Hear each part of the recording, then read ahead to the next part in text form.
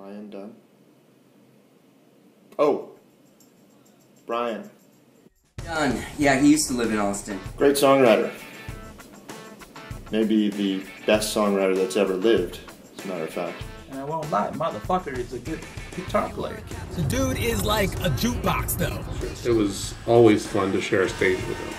Brilliant songwriter. Love that fucker. He's a good dude. A magical man.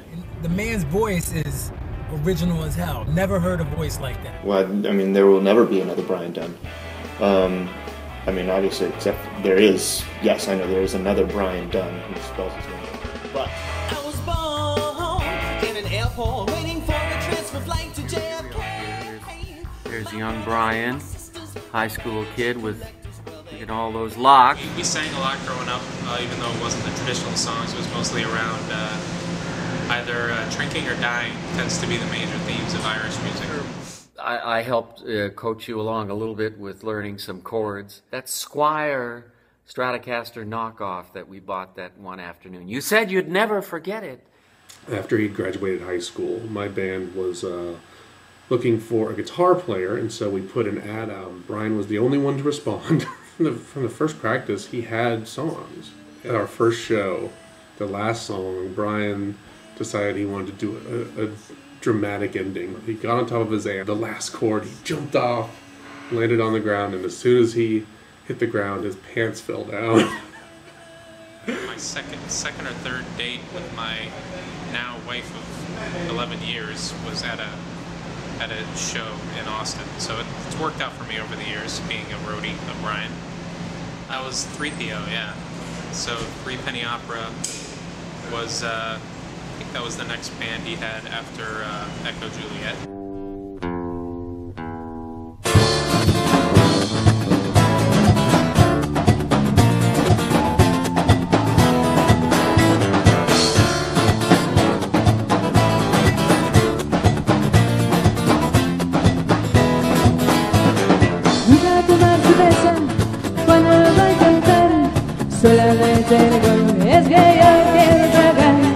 OU weekend where we were playing in front of A couple thousand of the drunkest college kids I've ever seen. that was a lot of fun. We were pretty drunk as well. So many good memories. So I met this Bryan Dunn guy back in college. I was playing in one band, he was playing in another band, but we shared the same drummer. So, you know, I went to some of his shows, and we both moved to New York. He wanted to start another band, you know, and he asked me if I wanted to play guitar for him. Yeah, I say sure. But guess what? Motherfucker turned out to be a great singer too. well, he used to do this thing where he played guitar and sang simultaneously. Ooh, the storm is threatening my very life today.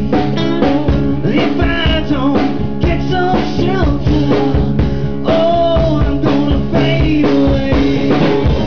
Oh, children, it's just a shadow away. It's just a shadow away. He rocked it. Rocked it! And that's what I like about Bryan. I met Bryan Dunn when he and his band Simple Thing came to audition for me. Bryan played with me for many years and survived, I think, something like 11 drummers. The one thing that stands out always is the sexual energy and tension betwixt the two of us. For me, actually, I can't remember a lot of the times that we hung out and had gigs. We've had a lot of good times together, mostly involving large quantities of Jack Daniels. Remember that time that I showed up to the wrong music venue? So you're scrambling around trying to find a bass player. That probably added a couple of years to your life. That man gave me my first job as a piano player in New York. And look at me now. We were playing a soft rock concert at the old Rockwood Music Hall. They were offering me drugs, cocaine. Here, take it, boy. I felt a hand on my shoulder, and he said, no, you don't mess with that kid. He's my friend. And that was Bryan Dunn. Our first show ever at Pianos, and there's this girl. Bryan looks at her, and he's like, she's choking. Jumps off the stage, middle of the song. He goes, he gives her the Heimlich, runs back up on stage, and freaking plays the solo, you know? His timing was off. It was the verse. It was still pretty impressive. That's the kind of thing that makes Bryan, Bryan. Audio.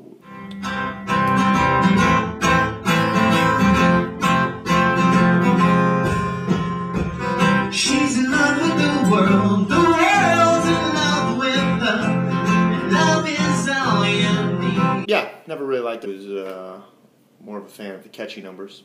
I remember his song Geraldine. Those twisty motherfucking chords. Took me a long goddamn time to memorize. The time that Bryan Dunn made me tear. He played, I think it's called $10 Rain. But for some reason, it was like the way he played it, the voice, the timing, and like my eyes just started watering. And maybe I just understood what that song meant. You wanna know about Bryan Dunn? You wanna know about fucking... I know about Bryan Dunn. You wanna know about Bryan Dunn? I'll tell you about Bryan Dunn. I'll tell you about flowers. I was gonna send you flowers, but I bought myself a beer. Lilies are for mourning, and I won't shed a tear. If I stopped to smell the roses, I would just wish you were here. I was gonna send you flowers, but I bought myself a beer. I mean, for the longest time, I assumed that Bryan was spending most of his money on prostitutes. It's a shame what happened. Bryan knows what he did. I mean, what the fuck? Shame. Shame. I tell you what, it's pretty amazing what a Wookiee will do for $100. Know what I mean? We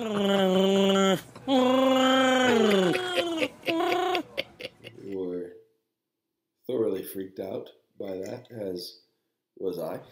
Total shit show. The whole thing was a mess. I know he got run out of town. Oh, mama, he's coming for me on a red dirt highway over the deep blue sea. It was never really the same. He relearned how to play, obviously, but something was missing. You know what? Fuck Bryan Dunn. Fuck Bryan Dunn. Fuck this. And Bryan, if you're watching, well, you can suck my...